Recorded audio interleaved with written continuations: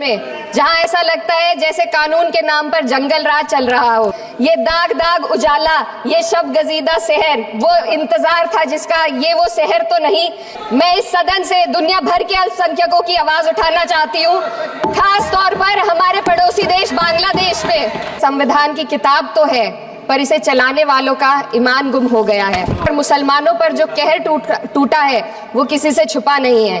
हालात इस कदर बिगड़ चुके हैं कि hate speech, mob lynching, bulldozer द्वारा घरों को गिराने की घटनाएं आम हो गई हैं, खास तौर पर उत्तर प्रदेश में जहां। माननीय श्री इकरा चौधरी जी। धन्यवाद सभापति महोदय, आपने मुझे इस विशेष चर्चा पर बोलने का मौका दिया। भारत के संविधान के 75वें वर्ष की चर्चा के मौके पर मैं सबसे पहले संविधान बनाने वालों की दूरदृष्टि को सलाम करती हूँ। एक युवा सांसद के तौर पर मैं अपनी उम्मीदों को संविधान के साथ जोड़कर खास तौर पर ये बताना चाहती हूँ कि आज हमारे देश में पिछड़े, दलित, अल्पसंख्यक समुदाय को किस तरह अपने संवैधानिक अधिकारों और आज़ादियों की हिफाजत के लिए हर रोज मुश्किलों का सामना करना पड़ रहा है। Doctor B.R. अम्बेडकर के कथन से अपनी बात रखना चाहती हूँ। उन्होंने कहा था, मुझे अपने भारतवर्ष पर फक्र है कि जिसके पास ऐसा संविधान है जो लोकतंत्र, समाजवाद और सेक्युलरिज्म को संजोता है। लेकिन आज ऐसा लगता है जैसे संविधान की किताब तो है पर इसे चलाने वालों का ईमान गुम हो गया है।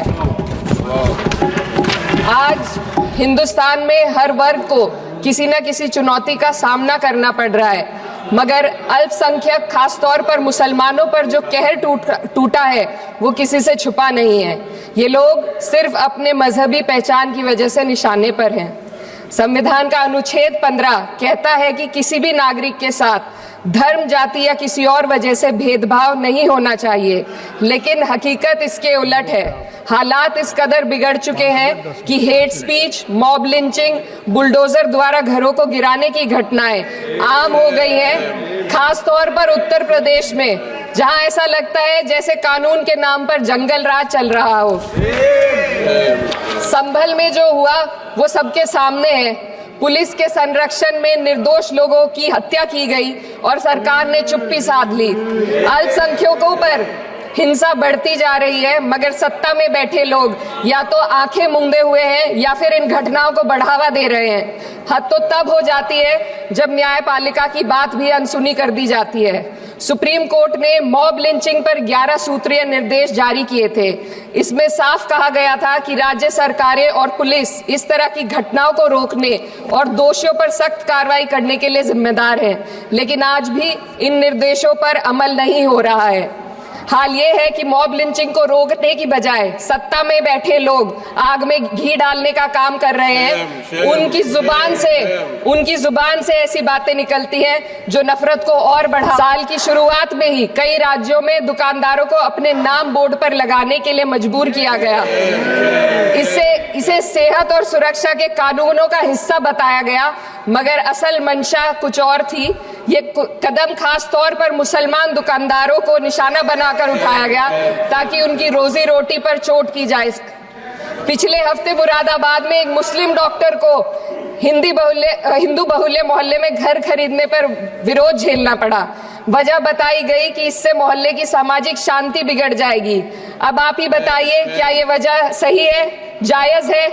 असल में ये छोटी बड़ी घटना इस बात का सबूत है कि सांप्रदायिकता को बढ़ावा देने वाले बयान और नीतियां हमारे समाज को अंदर से खोखला कर रही है। उत्तर प्रदेश में यति नरसिंहन ने बेहद घटिया बयान दिया, लेकिन सरकार इन बयानों पर कोई कार्रवाई नहीं कर रही। हेट स्पीच न केवल जनमानस के विचारों को प्रदूषित करती है, बल्कि इससे अब संवैधानिक पदों पर बैठे लोगों को भी प्रभावित कर दिया है। अभी हाल ही में माननीय उच्च न्यायालय इलाहाबाद के माननीय न्यायाधीश ने ऐसे बयान दिए जिसका संज्ञान खुद सुप्रीम कोर्ट को लेना पड़ा। संविधान के अनुच्छेद 29 और 30 ने अल्पसंख्यकों को उनके मजहबी और सांस्कृतिक हक दिए हैं ताकि वो अपनी पहचान को बचा सके और अपने संस्थान चला सके, लेकिन आज उन्हीं हकों पर हर तरफ से चोट की जा रही है। वक्फ जैसे बिल लाकर उनके धार्मिक अधिकारों को छीनने की कोशिश की जा रही है। कई मामले अदालत ने न्याय देकर संविधान की रक्षा की है, लेकिन अदालती प्रक्रिया में जो समय लगता है उसकी वजह से देश के सामाजिक ताने बाने को भारी नुकसान उठाना पड़ता है। मिसाल के तौर पर इलाहाबाद हाई कोर्ट ने 2004 के मदरसा एक्ट को रद्द कर दिया था, जिससे मदरसों के संचालन पर सवाल उठे।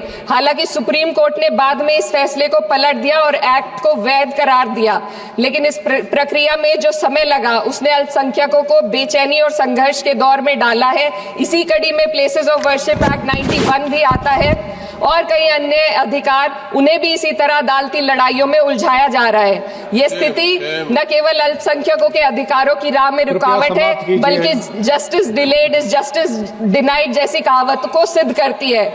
मैं इस सदन से दुनिया भर के अल्पसंख्यकों की आवाज उठाना चाहती हूँ, खास तौर पर हमारे पड़ोसी देश बांग्लादेश में अल्पसंख्यकों के साथ जो हो रहा है वे दिल को गहरे तक चोट पहुंचाने वाला है। उनकी जान माल की हत्या की जा रही है।